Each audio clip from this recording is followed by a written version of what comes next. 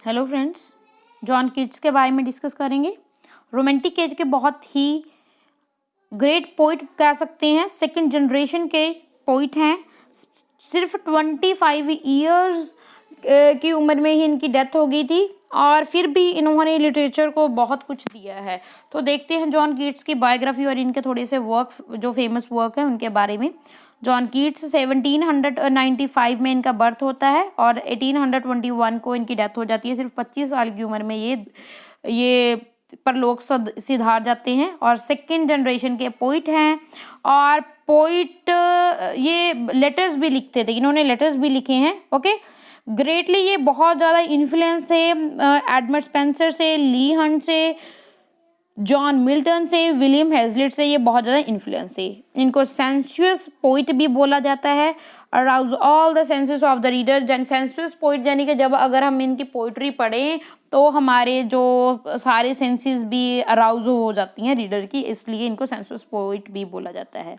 Matthew Arnold ने बोला है, Keats was abundantly and enchantingly. Okay, इन्होंने हेलेनिज्म की टर्म भी शुरू की थी। हेलेनिज्म टर्म इनके वर्क के लिए बोला जाता है। क्यों बोला जाता है? क्योंकि इन्होंने ग्रीक कल्चर को अपनी पोइट्री में स्प्रेड किया है। ग्रीक कल्चर के जो वी कैन से, जैसे इनका the ode to the Grecian urn है जिसमें ग्रीन की अर्न है, उनके ऊपर इन्होंने बताया है। ओके, देन आ जाता है during lifetime he was a criticised, his reputation grew after his death. तो लाइफ टाइम में तो इनको इतनी ज़्यादा अच्छे से इनको वो नहीं मिली, रिकॉग्नाइजेशन नहीं मिली और क्रिटिसाइज ही होता रहा इनका, मगर फिर भी डेथ के बाद इनकी बहुत अच्छी रेपुटेशन बन जाती है। Keats rose is on epitaph. इन्होंने अपना एपिथैफ खुद लिखा है जिसमें लिखा है, here lies whose name was write on water. ठीक है, ये यहाँ पे वो लेटा है जिसका नाम पानी पर है। तो इट वाज लॉक हार्ट जो एक बायोग्राफर थे, biography life of the Walter Scott भी लिखी है उन्होंने, लॉक हार्ट ने, who at a Blackwoods magazine coined the defamatory term the Cockney School for Hunt and his circle। तो क्या है जी, इन्होंने जो बायोग्राफर हैं इन्होंने ब्लैकवुड मैगजीन में एक टर्म इंट्रोड्यूस की थी, कॉकर्ने स्कूल, जिसमें ये इन्होंने जो हंट है और इनका जो जितने भी सर्कल के हैं उनके लिए ये टर्म इंट्रोड्यूस की थी, फॉर्म की थी। प्राइमरी टारगेट ली हंट ही थे, मगर जॉन कीट्स और विलियम हेजलिट भी इन पे टारगेट किए गए थे इसमें, इस मैगजीन में लॉक हट ने, जो एक बायोग्राफर थे। ओके, देन 1819 में इनके बेस्ट ईयर माना जाता है कीट की लाइफ का, क्योंकि इनकी जो पोइम्स हैं और वर्क्स हैं बहुत फेमस वर्क आते हैं। जैसे फर्स्ट वर्क है लेमिया, नंबर 2 पे है the ewe of the Saint Agnes, the great ode, जो ग्रेट ओड है, ये 6 ग्रेट ओड आती हैं। नंबर 1 पे है the on adolescence, number 2 on Grecian earn, number 3 पे टू साइकी, नंबर 4 पे टू अ नाइटिंगेल, नंबर 5 पे ऑन मेलंकली, नंबर 6 पे to autumn. 2 version of a Hyperion भी इनके 1819 में ही आते हैं। और वर्क्स देखेंगे, नंबर 1 पे on first looking into a Chapman's Homer, तो ये 1816 में आता है, ये एक सोनेट है। On first looking into Chapman's Homer, ये पेट्रार्चियन सोनेट है, उस फॉर्म में लिखी गई है। राइम स्कीम है A C D E।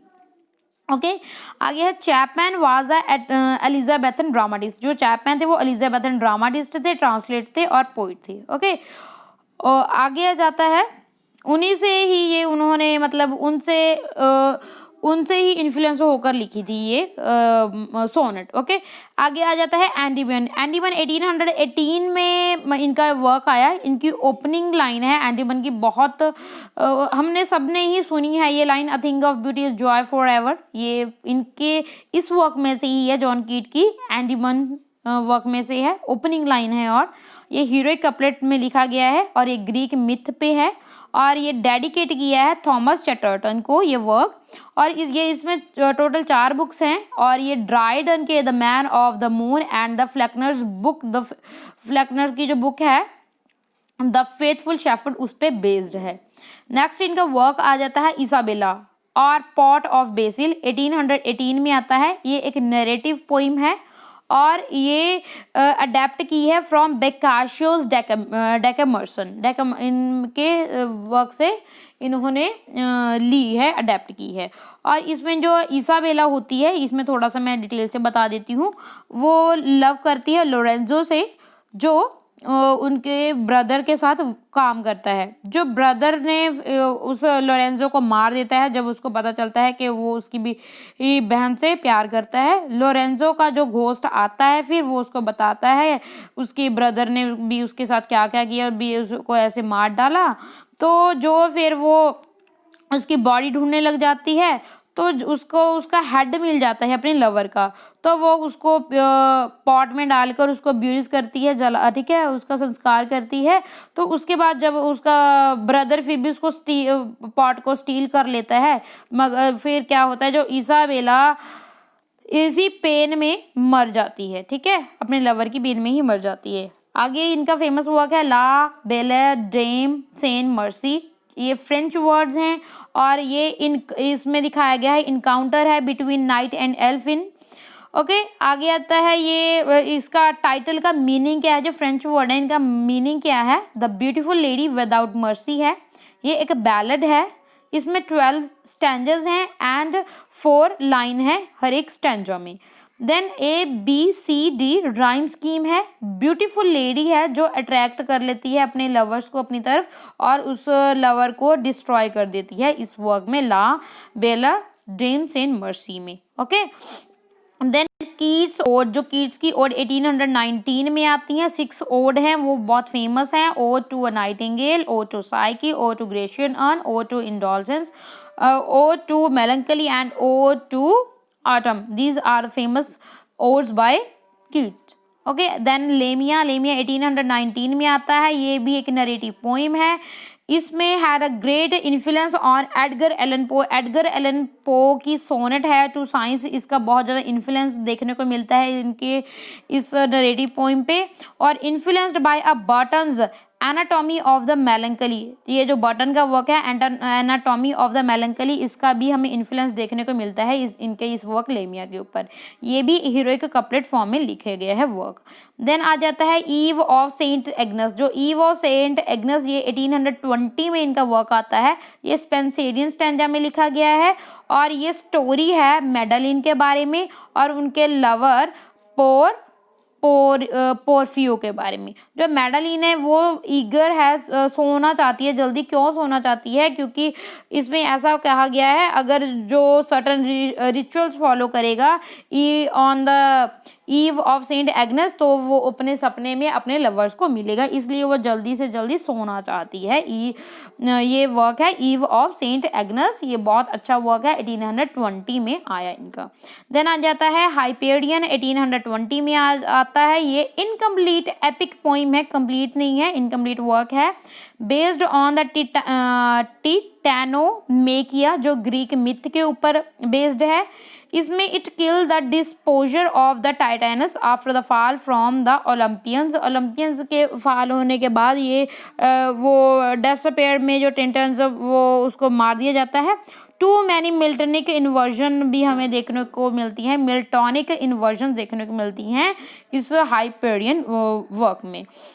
Then आता है the fall of the Hyperion dream. ये इसी का एक हम सीक्वल बोल सकते हैं, रिवाइज्ड एडिशन है और ये इसमें रिवाइज्ड एडिशन है जिसमें लॉन्ग प्रेल्यूड भी ऐड किया गया है। और हमने पीछे भी बात की थी, ये इनकम्प्लीट वर्क है और ये वर्क आफ्टर ईयर डेथ यानी कि पोस्टमसली 1856 में पब्लिश होता है, ठीक है, रिवाइज्ड एडिशन होता है। जो कीट्स ने लेटर्स भी लिखे हैं, लेटर्स में लेटर किस किस को लिखे, इन्होंने अपने ब्रदर्स को लेटर्स लिखे 1817 में, जिसमें इन्होंने नेगेटिव कैपेबिलिटी जो टर्म है उसको इंट्रोड्यूस करवाया। देन रिचार्ड वुड हाउस, जो 1815 में इन्होंने बहुत से लेटर्स लिखे हैं इनको, जिसमें इन्होंने ईगोटिस्टिकल सबलाइम ये टर्म इंट्रोड्यूस करवाई है।